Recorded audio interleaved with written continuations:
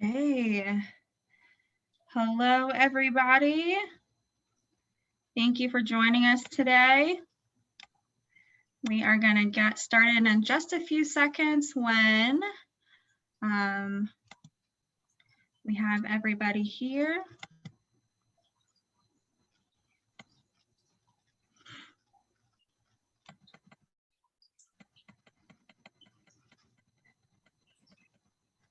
Okay.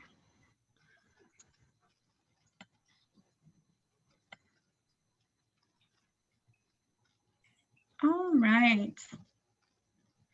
Okay, let's get started here. Welcome everybody to the Equity Task Force's webinar on questions that we're all afraid to ask. This is going to be a judgment-free panel discussion on some questions that we've received via Facebook, and then also questions that we've come up with.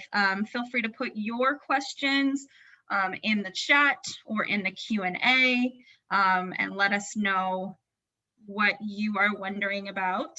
I'm going to introduce everybody here. My name is Rhiannon Klein. I am one of the co-founders of the Equity Task Force. I'm joined by Caitlin Thomas. Caitlin, you want to introduce yourself? Oh, you're on mute. Hey everyone, I'm Caitlin. Caitlin is my co-founder of the Equity Task Force, and then we have three of our awesome board members. First is going to be Mary. Mary, would you like to introduce yourself? Hi everyone, it's Mary. And then we have Noelle. Hey everybody, Noelle Dolan. Nice to meet you. And Kelly. Kelly is going to be answering a lot of our questions tonight. Hi everybody, nice to have everybody here. All right, we're going to dive right in. So who's the Equity Task Force? This is a great question to start off with. We are a community-centered group engaged in creating systemic change through public school district policy and curriculum that educates and inspires all into social justice work. We have started here in the Mason School District, and we are looking to create some change here locally in Mason and then offer our services elsewhere. Before we begin, I wanted to make sure that everybody understood that we are going to do our best to answer some of these uncomfortable questions. We acknowledge that we do not have all the answers. We are not the be all end all. We have not read every book. A lot of this is things that we haven't experienced ourselves, and so we've consulted with our consultants, we've consulted with members of the community to come up with some answers for you. If at any time during this webinar we mess up, say something unintentionally hurtful or incorrect, please stop us. We mean that we say is offensive, hurtful, or incorrect. Please stop us. Drop us a line in the chat. Let us know. We learn best from our mistakes. Okay, we are going to start with this question. So I'm going to let Caitlin ask the question and then Kelly is going to respond. All right, our first question is, why are people afraid to ask questions? Okay, so the answer here is kind of all in the similar vein of embarrassment and discomfort, but I wanted to break it down a little bit in that I feel like, especially in the year that we're in, a lot of people feel like they should know these things already, whether they've had the opportunity to look into it or not. And sometimes you're made to feel embarrassed when you ask questions with the assumption like, you know, how can you in 2021 not know X by now? And then kind of the other side of that coin is pride, where you don't want to be seen as having a lack of knowledge and like maybe these things don't affect you, and so you're not sure how to even go about doing this without facing the discomfort of maybe things you have done wrong in your past, and so you just kind of hide from the questions. And then there's definitely the fact that not everybody has a person to ask questions of, and maybe you've asked questions in the past and you've gotten irritated responses, dismissive responses, people who've told you that the question itself is rude or racist, you're not phrasing it right, you need to do more research before you come and ask questions. And so that leads to just shutting down. I think of most people when you're told you're not even asking a question in the proper manner. And while sometimes those people just they're not in the place to answer your questions, which is part of why we're here today. And then the final reason here is just the cognitive dissonance that Rhiannon has provided information for, in saying that when you're presented with something that you're not expecting, you can feel yourself shut down. You know, this isn't the life that you've known. A lot of people have had questions where they say, you know, when I was a kid, we only did this, we only knew this, and that's how I was raised, that's what I know. And it's hard to internally make those changes and adjustments to feel that the thing you've been doing might have been hurting somebody, might have been affecting someone in a way you didn't realize. And sometimes it's easier to just not ask, but we're hopefully helping today with all of those things we can overcome. That's perfect. Thank you. Okay, so topic one is, we're going to dive right in here, right into the deep end, is race, racism, and BLM, which stands for Black Lives Matter. All right. What is Black Lives Matter? So I will not read the whole paragraph we have here for you, but we definitely have this available for you to read and listen to later. But it began in 2013 after Trayvon Martin's murderer was acquitted, and people got on Twitter using the hashtag Black Lives Matter just to announce it, to find other people who felt the same way, who felt so hurt and betrayed. I know I thought that trial would go in a different manner. It felt so cut and dry. I think a lot of people were surprised, and I think a lot of people were irritated at that surprise, because they knew that this wasn't going to go the way that we wanted it to go, the way justice would have been properly served. And that became a movement in and of itself. And its goal was to work on local levels, but broadly. So we have the Lansing Black Lives Matter group close to us, and they do work in our area because they know our people, they know everything that's going on in our group, our city, our like mid-Michigan area. And the idea there is just to initially combat the violence against Black bodies, especially by police, but also just to create a space for Black creativity and joy and improvement, and calling attention to all of the things that were lacking to allow for that joy and creativity to exist.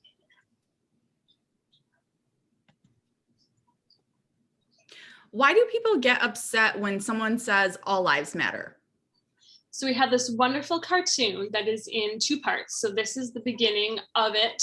And as you can see, and this is something we've all heard, that when presented with a Black Lives Matter sign or hashtag or shirt, we hear that all lives matter. And it's important to recognize that the phrase Black Lives Matter and the movement Black Lives Matter never said all lives don't matter. There's an unspoken to there, Black Lives Matter too, because they have not until this point mattered in the same way. They are disposable, they are hurting, and they are calling attention to that hurt, which is a completely valid thing to do. And this cartoon in particular gives the example of, you know, when someone says save the rainforest, you don't say all forests matter. And I've always likened it to October being Breast Cancer Awareness Month. No one shouts at the football players with the pink shoes that all cancers matter, because that's not what that time is for. And so in the same vein, when people say Black Lives Matter and other people respond all lives matter, they're taking away that moment, and they're also denying the fact that Black Lives Matter knows all lives matter too. That the focus needs to be on the people who are hurting and not on the people who often, unfortunately, are doing the hurting when it comes to white people. And while there are other people of color who are not represented in the phrase Black Lives Matter, the group itself does do wonderful work for all people of color and the LGBTQ community. So the idea here is that when you say all lives matter, you're centering yourself and your own insecurities and your own personality in something that really is just the time for you to listen and help promote people who are asking for your assistance. Mhm. Is it racist to say Black Lives Matter?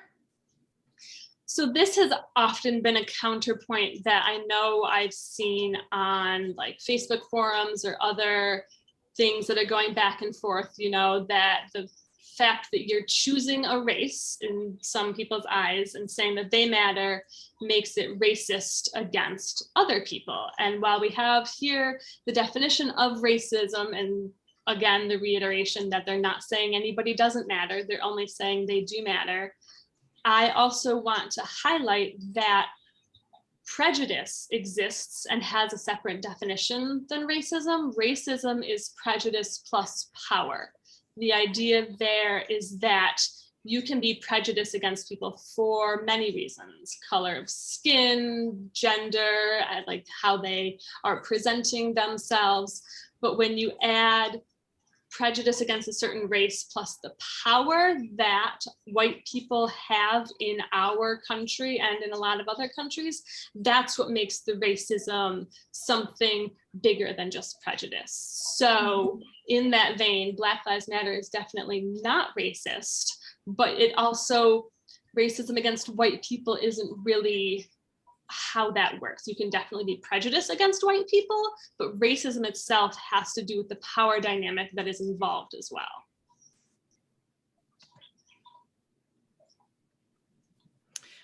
Okay, so we're going to talk about appropriation versus appreciation. How do we appreciate a culture without disrespecting the culture through appropriation? So what's the difference? So this is important, I think, and was kind of touched on a little bit with some of the Cinco de Mayo posts that we had posted back in May, in that there is nothing wrong with eating tacos and drinking tequila. But the idea there is that when you're doing it in celebration of a holiday that you don't understand and don't know the origin of, that is just taking the bits of a culture that you enjoy or that you understand or that are palatable to you, and ignoring all of the other history and struggle that has gone into it. So this example here that we have the image of is talking about getting henna done at a South Asian wedding, where it's part of the community that's going on there. It's part of the cultural heritage that they're presenting to you, that they've welcomed you into this event. You've been invited and they're sharing with you. It's being done by the community that represents the activity, that represents what is happening, while you getting it done at a music festival by some white person who, like, you know, learned it from the internet isn't the same. It's not appreciating that culture that it came from. It's not being done and taught by someone from that culture. And that is where you've crossed the line into just scooping up the bits that you like and leaving behind the fact that people who are of the South Asian culture, in this case, have other struggles. You know, they're made fun of for the color of their skin or the food that they eat, or comments about how, like, the food smells and things like that. And you're just taking, oh, that's pretty. And you're taking that without any consideration for where it came from. And then we have more on this topic as well. I just want to take a moment. This graphic here, I had to cut it off, but just so that we're giving credit where credit is due, this graphic was created by Why Don't We Discuss? So make sure to look them up if you want some more information about this, okay? And then I also have some credit to give on this next one. So I'm on TikTok way too much because it's an excellent way for me to spend my time when I want to relax. But the fun thing about that is that there's a lot of creators out there who have far more knowledge than I do, and who especially come from places where they need to share that knowledge due to cultural, like wanting to share their culture and how it all works together. So this wonderful person on Twitter, whose handle is Not Your Quirky Black Friend, on TikTok, not Twitter, made a little video that I found amazingly helpful. And she broke down appropriation versus appreciation into 4 different segments. And so it kind of goes from like one end of the spectrum to the other. And so there are closed cultural practices, she said, which is a practice for people in the culture only, especially practices that have been stolen or made fun of, that they've had to cling to despite derision or being told that it was wrong. And that people in the culture don't want to share. So that is not for somebody outside the culture in any capacity.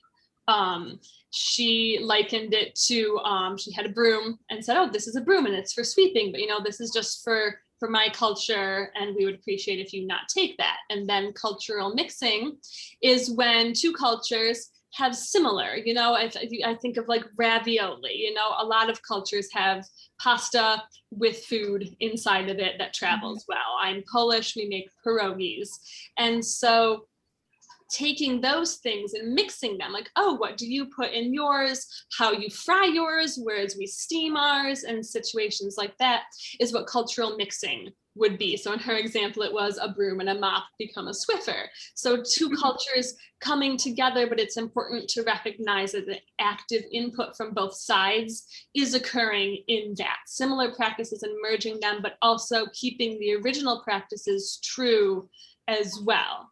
And then we come to appreciation and appropriation. So appreciation is being shown how the practice works by the people from the original culture that do this practice, and bringing the person who's outside closer to the culture as a whole, not just the one practice of it, teaching them the history behind it.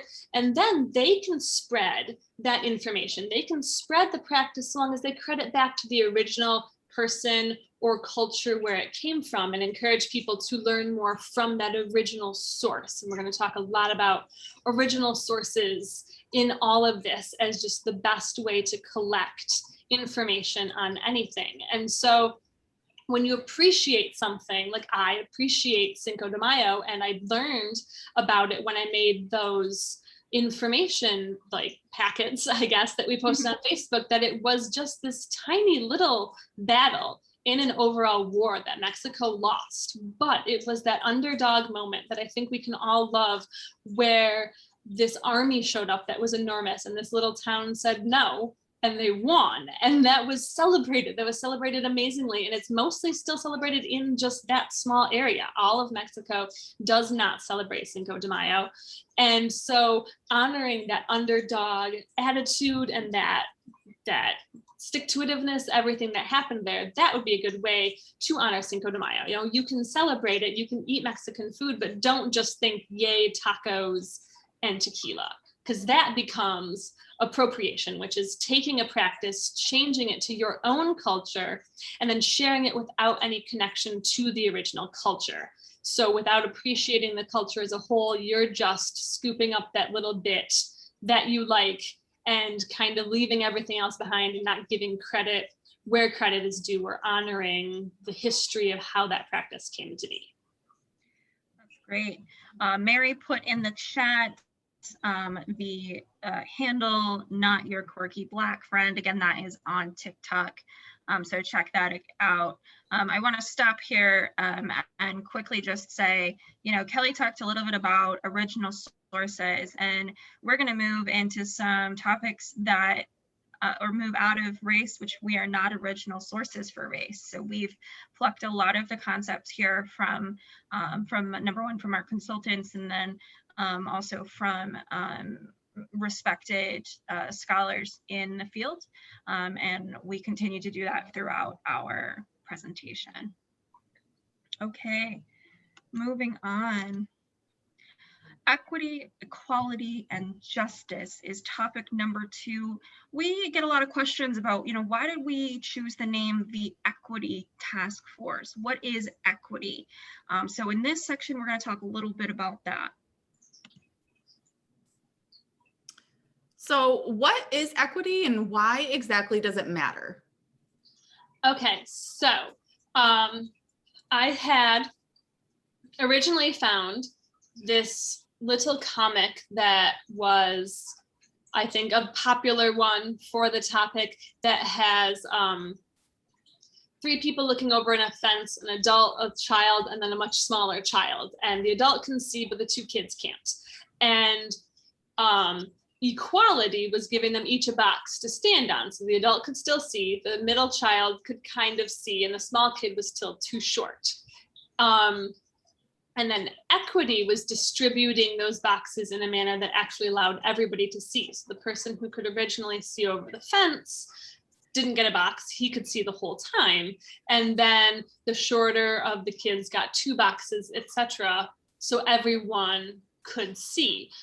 But I like this picture better because it goes a step further. It shows the inequality a little bit better, but it also goes all the way through to justice, because equity is really just a step on the path to making things fair and equal for everybody. So obviously inequality is that first image there, and the tree is tilted toward the one kid, but that's a lot of things in our society that not everybody always sees all the time, especially when they're the person getting the apple. They don't always notice or understand that other people don't have that same access, don't have the abilities that they have. And then we have a similar situation here where equality is equal, math, everything exactly the same on both sides, which does not always get people where they need to be.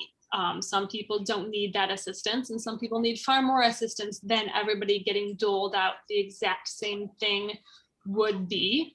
And that's where equity comes into play, recognizing far more the situation you were originally in and assessing what needs you have to get you caught up, to get you to where everybody else is. And I think part of the issue that we have in our society is that this takes a lot more work. It takes that full assessment of where you are and what will take to get you high enough, for example, as in this picture, to be able to get done what you need to get done. It takes more resources, it takes more analyzing of the situation, which takes time, and not everybody has the patience for that, especially when you aren't the person doing the struggling.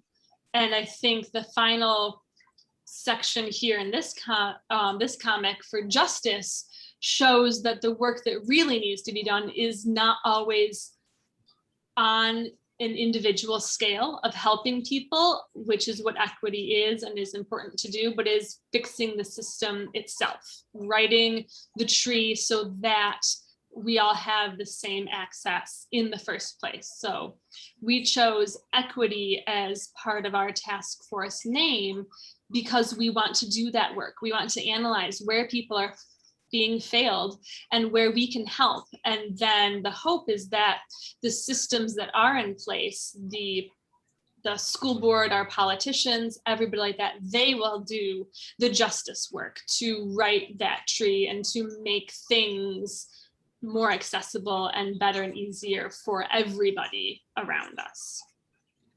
I'm going to throw a quick curveball here. Caitlin, since you are in the school system, can you talk a little bit about what this, inequality, equality, equity, and justice looks like in our schools. So in terms of like the basics, when schools view inequality, and equity, I mean, equity has become kind of a catchphrase in the past couple of years. Equity didn't exist in school language. They weren't concerned about equity. It wasn't a hot topic of discussion 5 years ago. But when schools talk about inequality, it could be anything from financial resources. So, with the pandemic, do students have resources for internet? The district was able to secure some hotspots for students, but that was a nationwide issue with lower income families not having access to internet. And that becomes an equity issue where if all schools are online, in order to provide equal, equitable education to all of our students, they all need the same tools and resources and access. That could be something from, special education services, 504 services for that fall under the ADA, Americans with Disabilities Act. So, it looks a lot different, but I would say schools generally tend to hone in on socioeconomic equitability and providing those resources for students, and then the special education services. When we're looking at something like race or, gender identity, sexuality in the schools, and the equity that's involved in that, that's not a primary focus of the school system. It should be, on every level, it should be. We want to make sure our schools are inclusive and a welcoming place for all of our students to learn. But schools definitely have a limited focus on where they're applying their equity lens. Great. Okay, topic number 3, LGBTQ+. For those of you who don't know, this means lesbian, gay, bisexual, trans, queer, plus, which just means that there are lots of other names for gender identity and sexuality, and we'll talk a little bit more about that in this section. Why do people have to have labels? Aren't we all just human? So why do these labels exist? What are the labels? How do they differ? Why are they valuable? So as Rhiannon labeled the letters for you, we have a lot of different groups, and this is why the plus is there, because there are a lot added on. I don't want to say obviously they always existed, but they're becoming more recognized and valid to society as a whole, which is important. And I also want to emphasize the fact that LGBTQIA plus is something you'll see a lot as well, and that I stands for intersex, among other things, and the A stands for like asexual or aromantic. A lot of people will jump in and say that the A stands for ally, and I guess I just wanted to remind everybody the allies are not a part of this community. They lift up this community, they respect this community, but they are not involved in the same capacity. They're not affected in the same way. And the asexual group, I think, has struggled in the past because everybody thinks that that's not really a real thing. And I wanted to just bring a little bit of attention to that. But back to the original question, labels. I think the biggest issue here is that in our society, it is generally assumed that you are straight, which is why gay people have to come out, because everyone is assumed to be straight and cisgendered, looking the way, and they are feeling the way that they look and everything like that. Whereas the onus becomes on the people in this community to say, no, I'm this other way. And I think that even people who have loving parents and families, and they come out and the parents are like, we knew, they still had to come out. Nobody comes out as straight. And so part of that is finding that community before you're ready to tell everybody in your life. And labels can help do that. You know, we are all human for sure. And part of that humanity is finding people like you to feel safe and comfortable with. It's something that we have always done as people, and community is so important for the marginalized groups that exist. And a lot of those people found safe spaces online, because when you are in a smaller community, it might not be safe to look for allies and people like you out in public in the real world. And so finding people who are like you, finding recognition that you are not this anomaly, that there are others out there who feel the same way you do, can make you feel so much more comfortable. And that's why there is the traditional pride flag of the rainbow that has been around for years. And I do not know the dates or the exact history on that, but there also is the bi pride flag, which is different colors. There's the trans flag, which is different colors, because each of those communities wanted to feel represented, wanted to have themselves out there and be proud of who they are after years of being told not to be that way, or that they were lying, or that they don't know themselves and that other people know them better. So I think that we all have labels that we identify with, and that we wouldn't want other labels put on top of ourselves for that purpose. Absolutely. Noelle, I'm going to have you jump in here since you are a member of the community. Will you give your 2 cents? Yes, and one of the things people assume about the LGBTQ plus community is that we can speak for everyone. But the point that Kelly made is that we are all very different, and although we face similar challenges, sometimes they're not all the same challenges. So, for instance, you know, being gay right now in 27 different states, if I were out and gay at my employer, I could be fired just because I'm gay, or even perceived to be gay. And there are no laws protecting me and my family.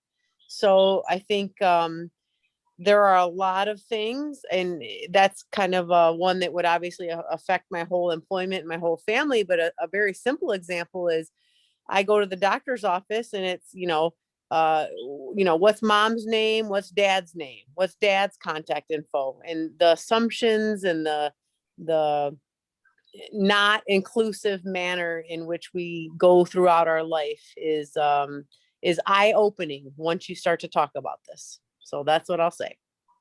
And the labels really elevate visibility.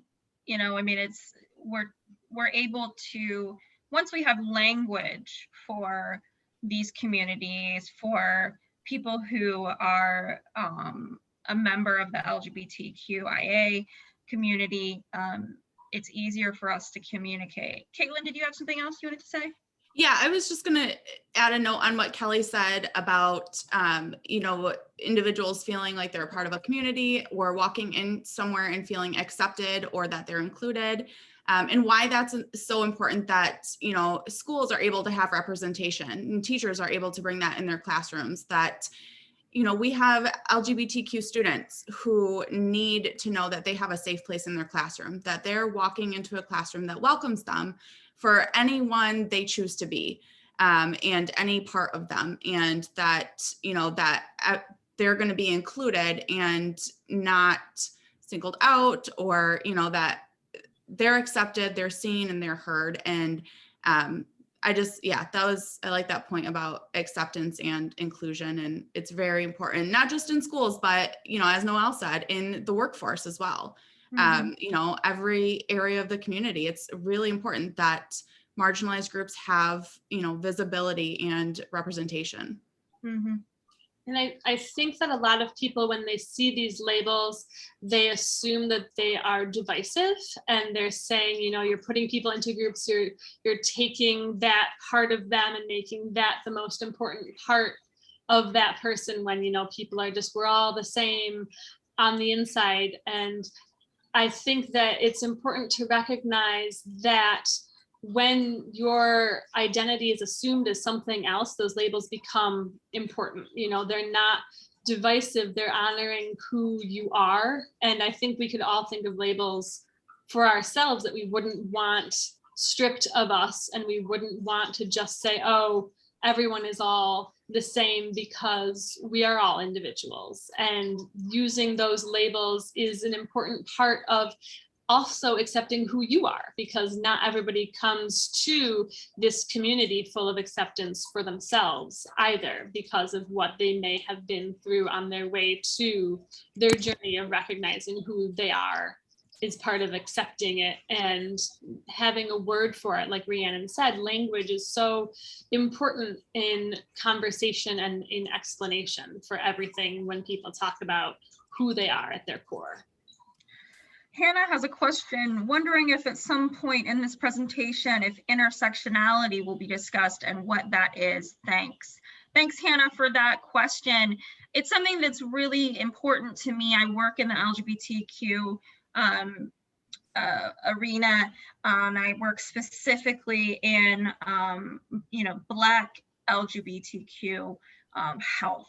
And there is an intersectionality between racism and LGBTQ identities. And so recently there's been a push to, kind of leave the rainbow flag and put in what they call they call it Pittsburgh flag, which has Black, brown identities within the rainbow flag. It has a little arrow. There has been a white dominated agenda within the LGBTQ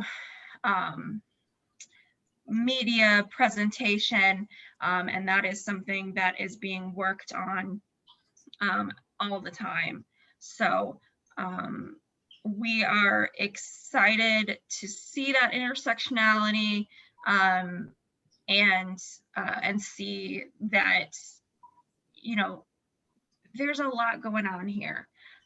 People are not monoliths. They are very dynamic, and they have a lot of different identities. So whether that's Black, whether that's LGBTQ, whether that's a member of the disabled community, that's what the word intersectionality actually means. Hopefully that answered your question, Hannah. All right, let's keep going here. All right, what does LGBTQ plus mean? I know Rhiannon kind of touched on this briefly, but are gender and sexuality the same thing? Okay, so this is another important part of the identities, in that you can have, you can be a Black gay man, and you can also be like demisexual, which means that you have to have a connection with somebody before you feel that physical attraction. So that is another place where things will overlap in this whole area. So gender, and I'm absolutely loving this little unicorn, I forgot about him, is a social construct. It is like and someone can jump in to help me out here, because I think this is where I'm the most like struggling with exactly how to phrase this. I can help if you want. Yeah, it's the outside presentation of. Yeah, go ahead. I'll let you take over. Are you good? Okay. Yeah, cool. Go ahead. So there's a difference between sex and gender, right? So sex is the bits that you're born with. The sex is your vagina or your penis. You are assigned a sex at birth. Your gender is something that you self-identify with. You might have been assigned female at birth, and you may have a vagina. However, you feel inside yourself, you know to your very bones that you are not a woman. You are a man. You are male. And so when we use these words, sometimes I mix them up, but female and male are sex words.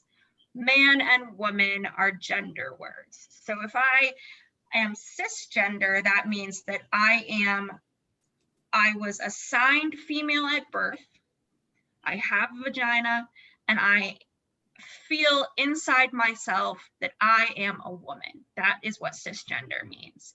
If I am transgender, I was born with a vagina, I was assigned female at birth, but I feel within myself that I am a man. I am a transgender man. There is a lot of in between, and so gender is a spectrum. You can be a little bit, you know, maybe you feel like you're a woman, but you feel like you present in a masculine way as a woman. You're gender queer, but you're feminine. There's a lot of room for interpretation there. And then when we're talking about the difference between gender and sexual orientation, I feel like I'm a woman. I present as a woman. That's my gender. My sexual orientation, I am attracted to men. That means I am a heterosexual woman or straight. Let's say I feel like I'm a woman and I'm attracted to women. That means the label there is lesbian. There are all sorts of different labels, and we can go on to the next slide.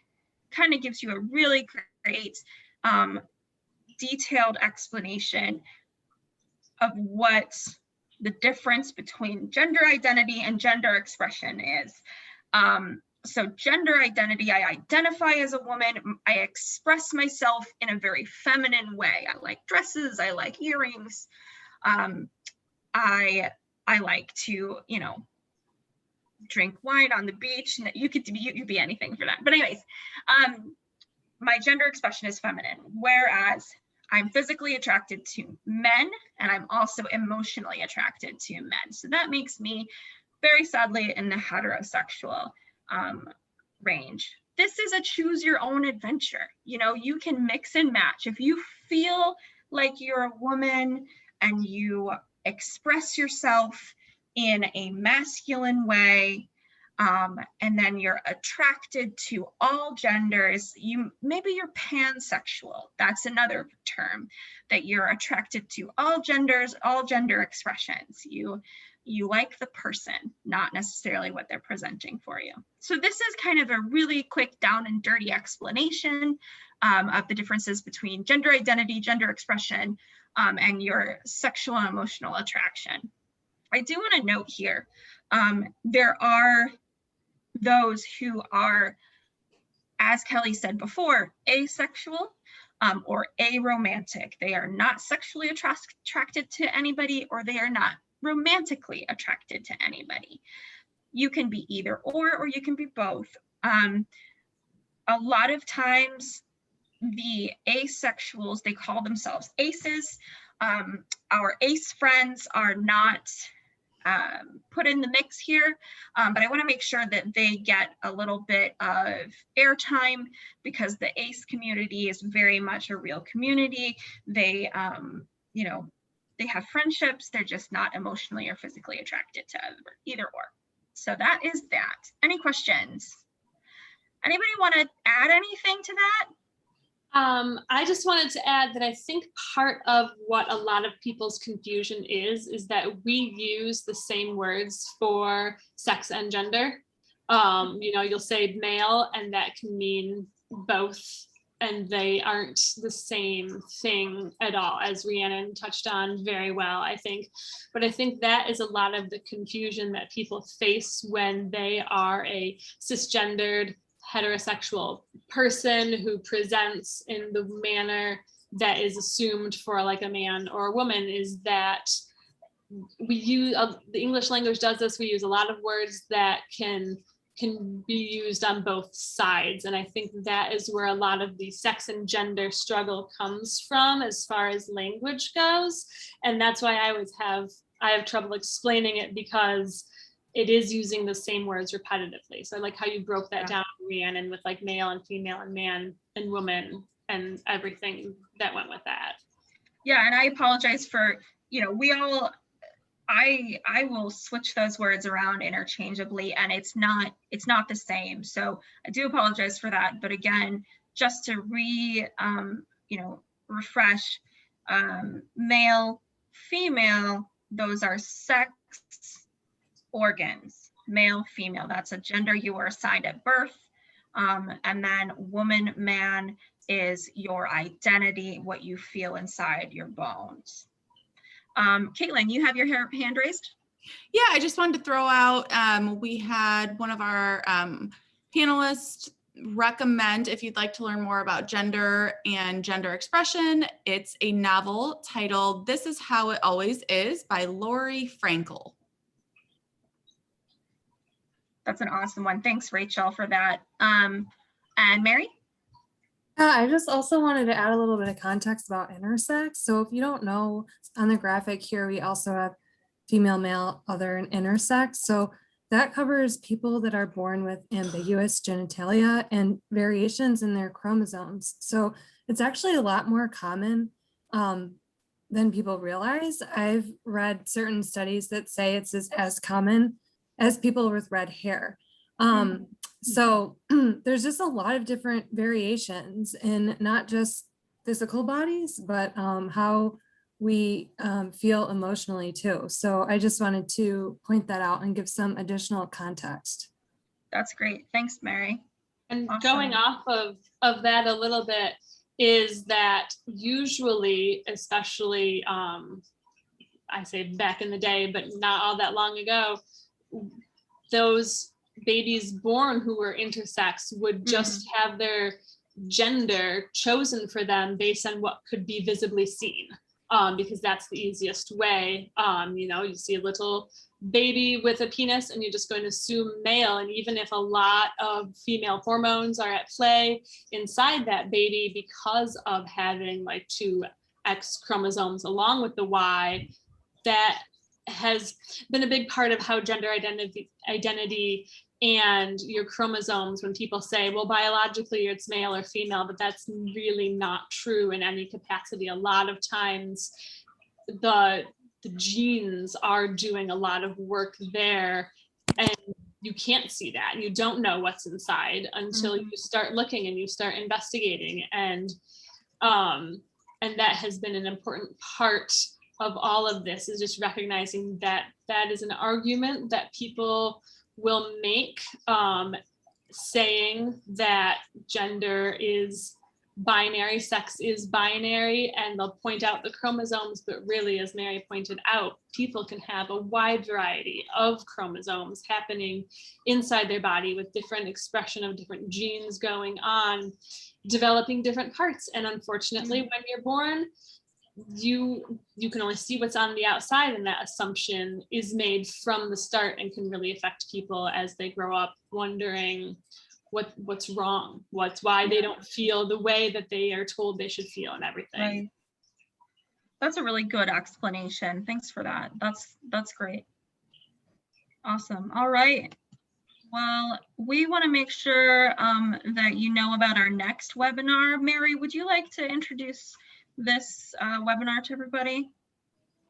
Sure. Well, during my day job, when I'm not participating with the Equity Task Force, I actually work for the Nature Conservancy, which is a global nonprofit, but we have a Michigan-based chapter out of Lansing. And so Emily Mills, who is one of my colleagues in Wisconsin, is going to be presenting our next webinar, which she has titled Get to Know the Rainbow. So if you'd like to learn more about this topic, please feel free to join me. Emily Mills is part of the community. She has given several presentations and is an expert in the field. Before coming to the Nature Conservancy, she worked for Wisconsin's LGBTQ magazine as an editor there. So she's a wonderful colleague and wonderful presenter. So we're super excited to have her at the end of Pride Month to celebrate and learn a little bit more. Awesome. We're so excited to have Emily. So if this conversation was interesting to you, definitely hit us up for the next one, Tuesday, the 29th of June at 7 p.m. Okay, next topic, topic number 4, disability and ableism.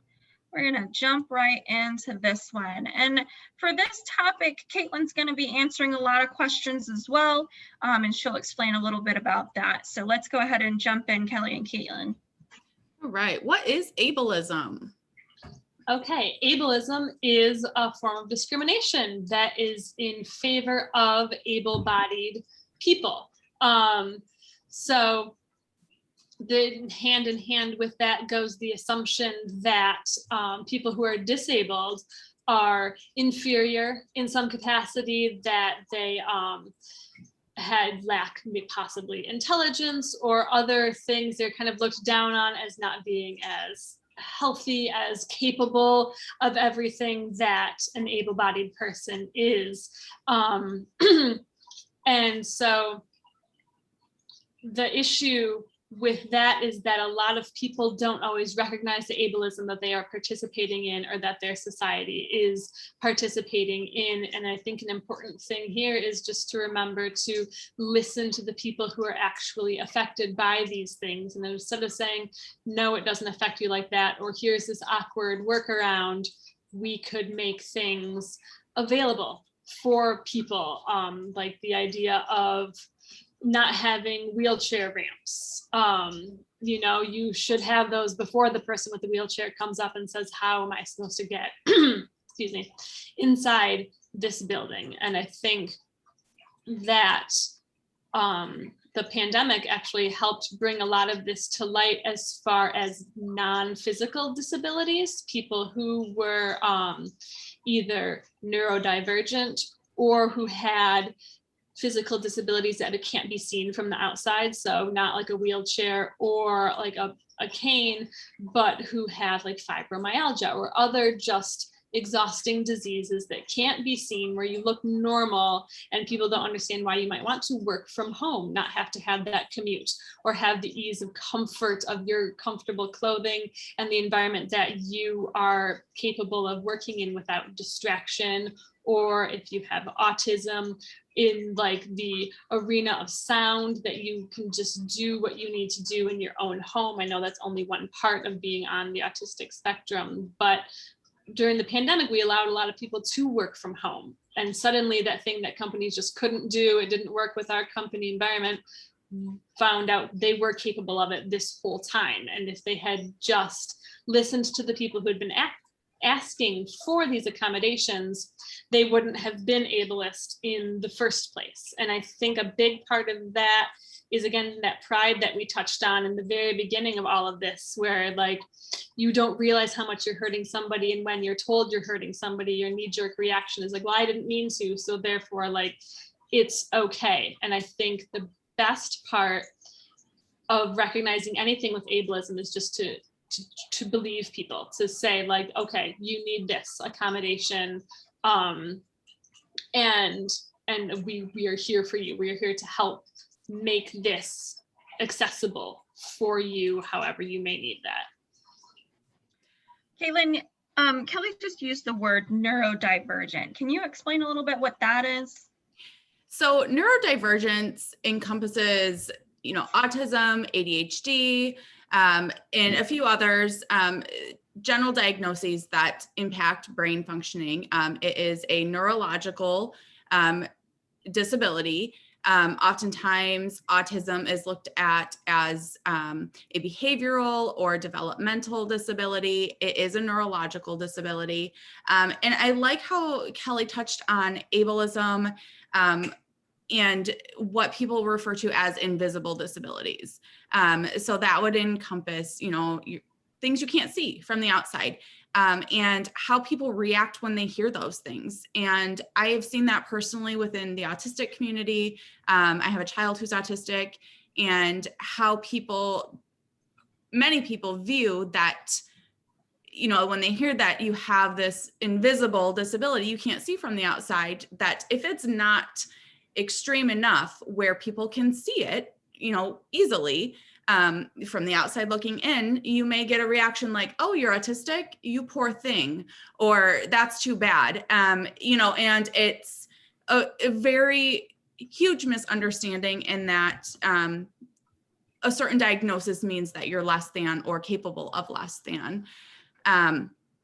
You know, and I think that, you know, like Kelly touched on, having access to accommodations and, you know, disabilities and ableism, you know, to me, it makes me think a lot about equitability, and equitable access, that it doesn't make any individual less than. They need different resources in order to be successful or to have access to certain things like physical environment or, you know, certain sensory things. But, you know, with the neurodivergence and the invisible disabilities, it has come forward more. And there's, you know, if you want to look more into it on your own, it's a huge topic of conversation, but the autistic community and claiming their identity as, you know, identity first language, and not referring to them as having autism, but being autistic. And, you know, just being aware of the language that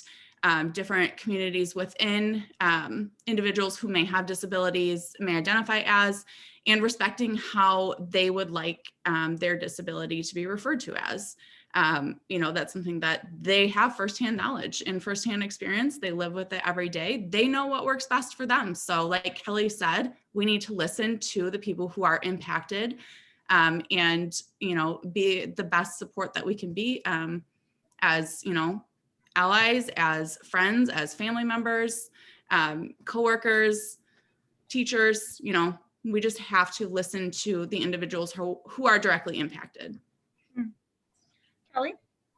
I wanted to just say a quick thing off of what Caitlin said, especially with autism, but also with other neurodivergent issues, is that a lot of people do what's called masking, which is they pretend to be as normal as possible and like to fit in, to do what your expectations are of them. And a really hurtful thing that can be told to those people is if they say, I'm autistic, and you say, oh, you don't look autistic, because you have in your mind this extreme of what autism is, where this person is working exhaustively all day to present as not neurodivergent so they can get through their day, partly so they can interact with people without having to have that autism label on their forehead all the time, but also just to be able to get their job done or get school done. A very personal example for me is that my ex-husband has Tourette's syndrome,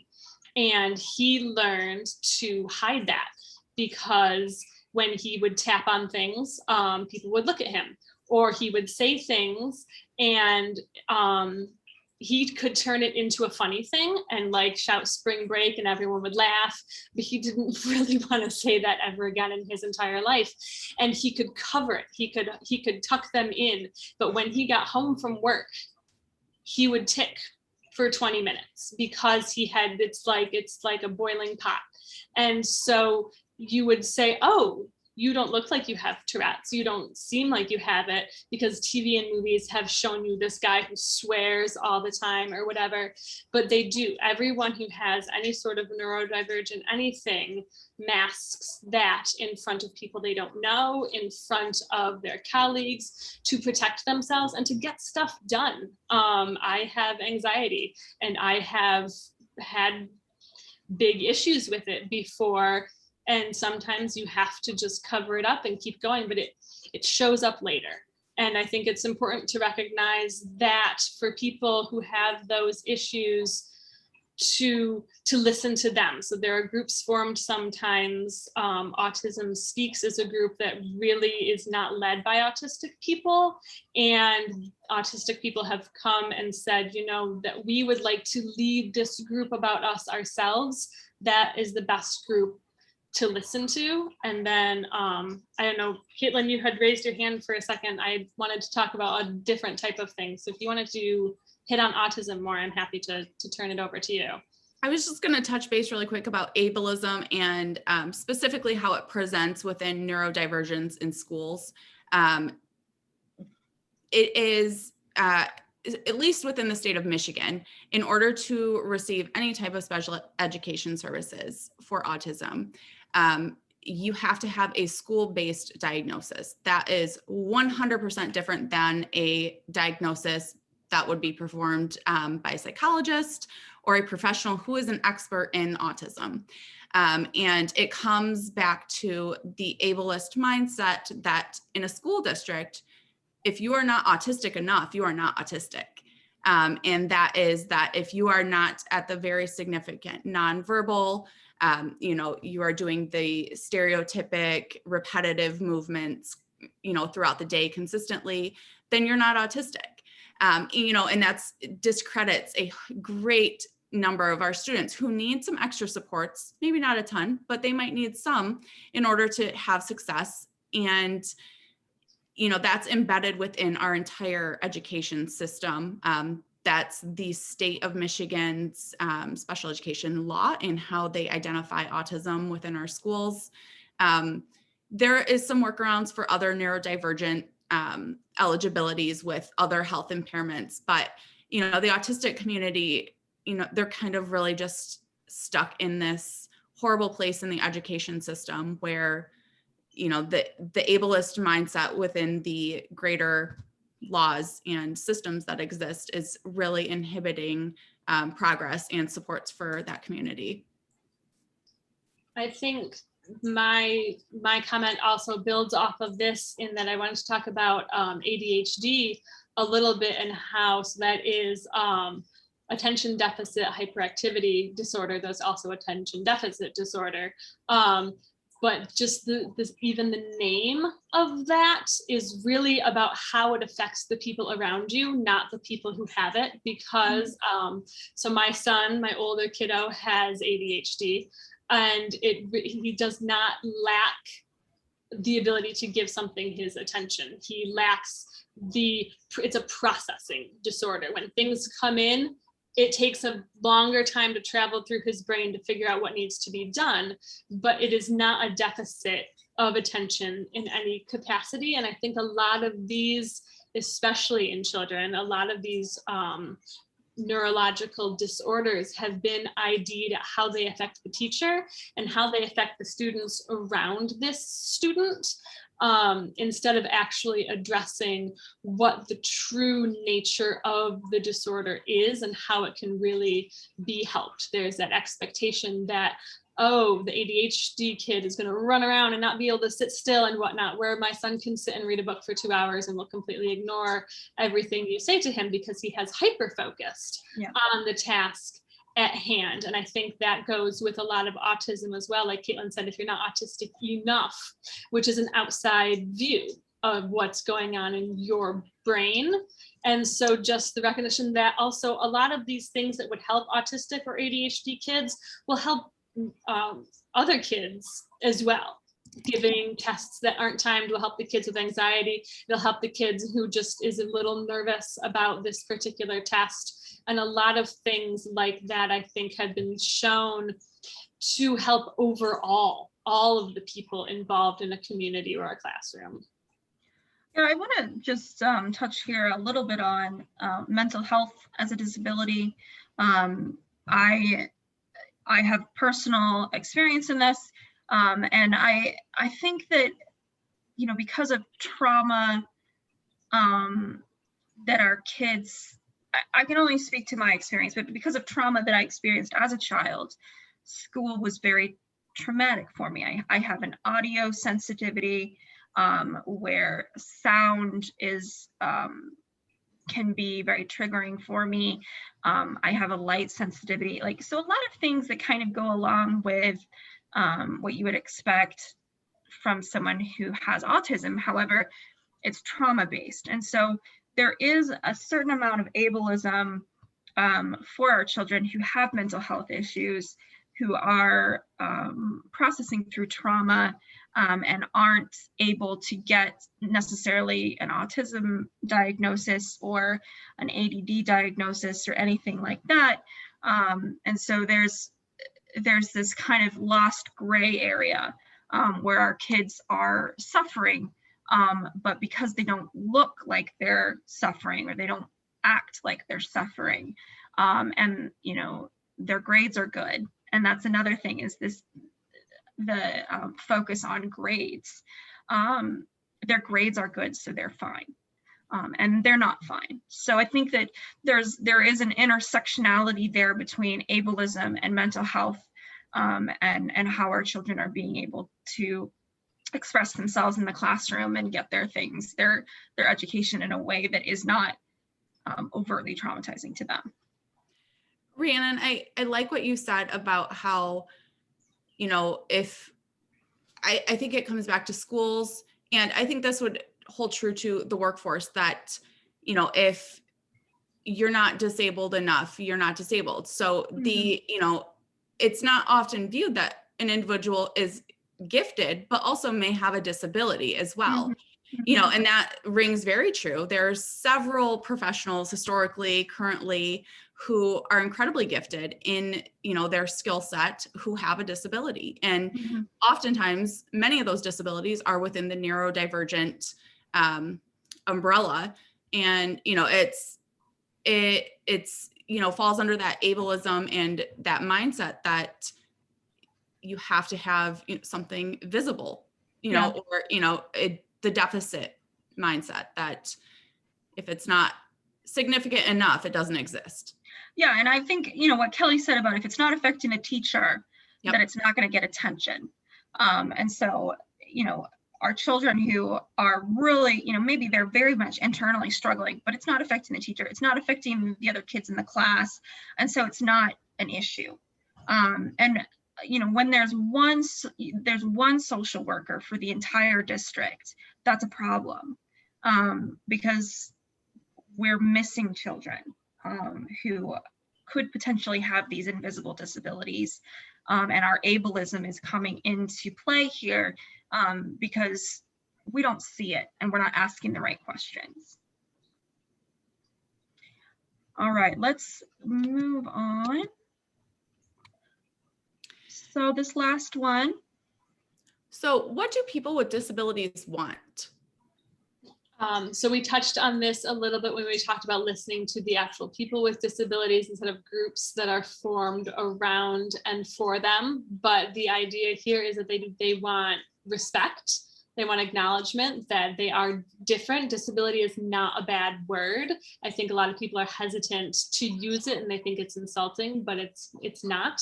And they want access. They want the ability to work, to go to school, to have relationships, to have healthcare that can make their lives easier. And they want autonomy over those decisions and what goes into the work and care that they need and into their community. They want to be heard, and they want to not be just glossed over at the, oh, everybody gets distracted sometimes type idea that a lot of people want to, they're coming from a place of goodness, but they're really dismissive of what the person is going through. You know, there's jokes about being OCD because you like washed your hands a bunch of times after you touched raw chicken. It's like, no, that's a real disorder that affects everyday lives of some people. And so just the idea that they could be more educated about their own issue, because a lot of these things haven't been studied well, is also important. So that is, they want to be heard, they want to be knowledgeable, and they want us to be knowledgeable as well. My niece and nephew are nonverbal with different disabilities. And something that is on this comic is, you know, to be asked. What do they want to be asked? And I understand that there is a level of misunderstanding there when we have our students who are nonverbal or people who are living with a disability who are nonverbal. They are still able to have access. We still respect them and their decisions. They still have their autonomy over their own body. They have autonomy over their own desires and wants and needs. We continue to ask them, what do you want? What do you need? There are ways for nonverbal individuals to tell us what they want and what they need. It's up to us as people who are not living with a disability, or who are living with a different disability, to get cued into their physical traits. How are they moving? What kind of sounds are they making? Things like that, to be able to hear what they're saying without them using their words. Caitlin, do you have more to add to that? Just a quick thing, that behavior is communication.